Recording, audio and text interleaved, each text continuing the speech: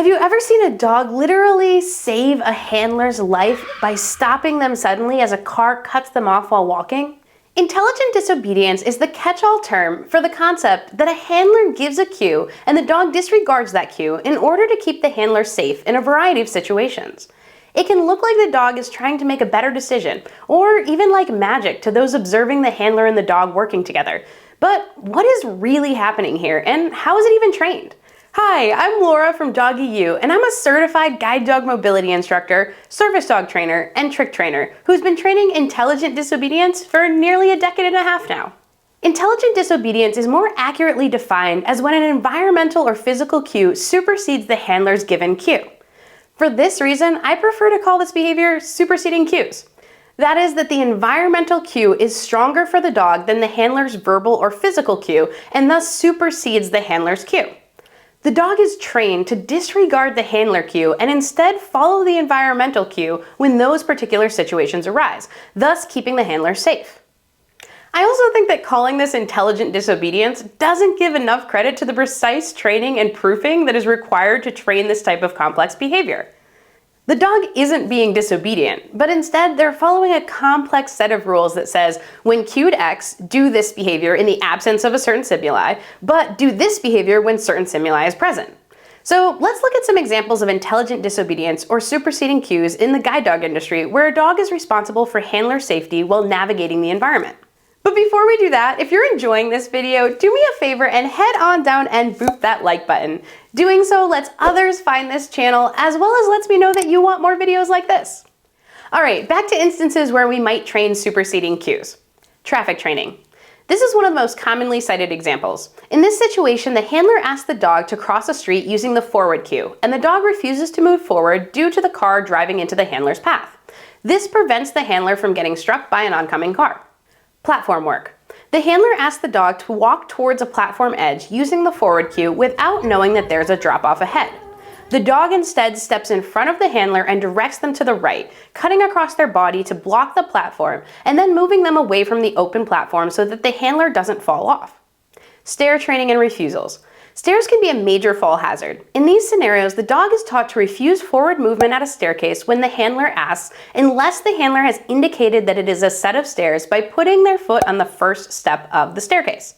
So the process for the dog is, if my handler comes to a set of stairs and both feet remain planted at the top of the stairwell, do not move forward when given the forward cue. If the handler puts their right foot on the first step of the staircase, move forward when cued. This prevents the handler from falling down the stairs if they think that they've come to a street crossing or a similar obstacle instead of a stairwell. Obstacle avoidance. Now, some may argue that this isn't an example of superseding cues, but if you look at this in the context of the definition I propose, I believe that it actually is. Guide dogs are taught to move in straight lines, so when the handler asks the dog to move forward, they expect them to maintain pace on that straight line.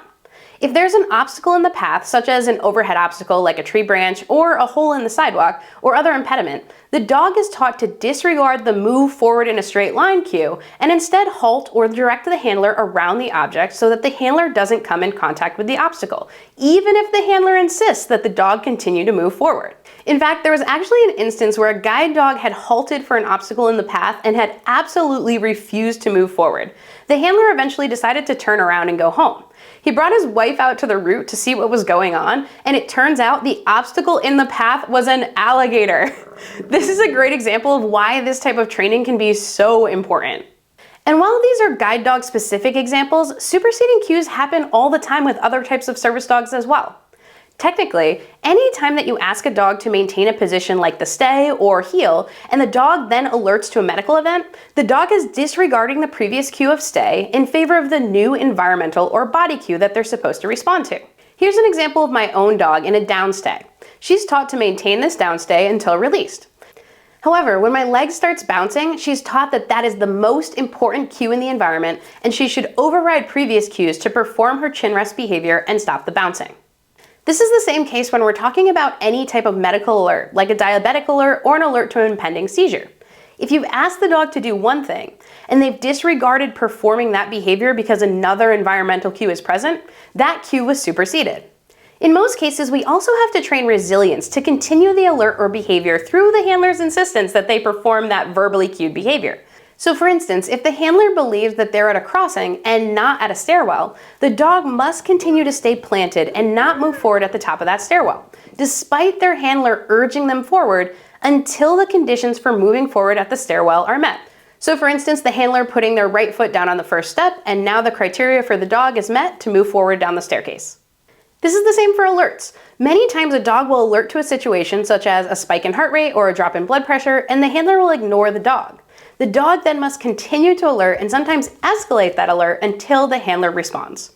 Next, I want to talk briefly about general training protocols for superseding cues.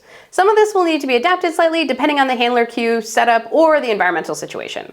But before I do that, I want to do a big shout out to the Doggy U Patreon community who make these videos possible. As a member of Patreon, you get access to my monthly live Q&A and over 150 training videos and protocols that you can use to help train your dog. I even do a monthly deep dive on topics like training the retrieve or puppy selection or handler mechanics and so much more. So if you like what you see here and want to get even more training videos, including uncut training sessions, or you just want to support the work that I'm doing, head on over to patreon.com/doggyu and join the community. Okay, so general training protocol for intelligent disobedience goes a little something like this, with variations based on the particular need or situation. First, we're going to show the dog what we want them to do when presented with the environmental cue, so the obstacle or situation. For instance, we show the dog, I want you to cut in front of me when you see the edge of a train platform and not allow me near the edge, or I want you to stop when a car cuts us off. We then pattern, practice, and reinforce this heavily. As in all training, we want to make the right thing easy and the wrong thing hard and build on our successes. We then add a muted or toned down version of the handler cue that should be disregarded in this particular set of environmental circumstances. So if I'm asking the dog to go forward at the edge, and forward has both a verbal and a visual cue, I may start by only giving a weak form of the visual cue. I then prevent them from making the wrong choice, so I won't walk with them if they start moving straight towards the edge of the platform, and then reward the correct behavior of cutting in front of me and moving away from the edge. As they become comfortable with always performing the block and move from the edge of the platform, I'll work my way up to the full version of the handler cue that's to be disregarded. I'll continue to not follow them if they decide to move straight forward, and only go with them if they move away from the platform, at which time I'll mark and reinforce. Then we begin generalizing the circumstances and locations, like moving away from the platform edge at a train edge, a subway edge, and at a pool. As we continue building this skill, I'll build in resilience and persistence for refusing the handler cue in favor of the environmental cue.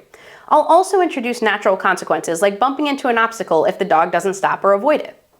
Then it's a matter of generalizing this skill everywhere.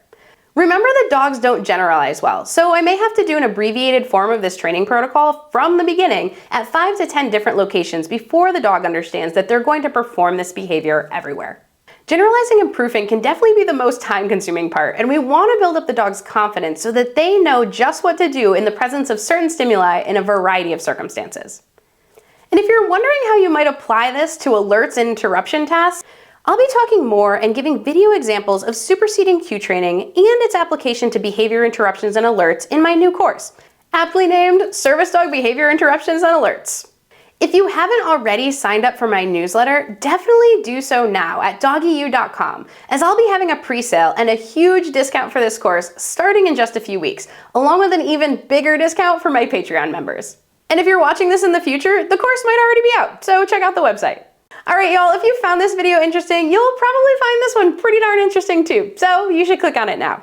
You all have an awesome day and happy training!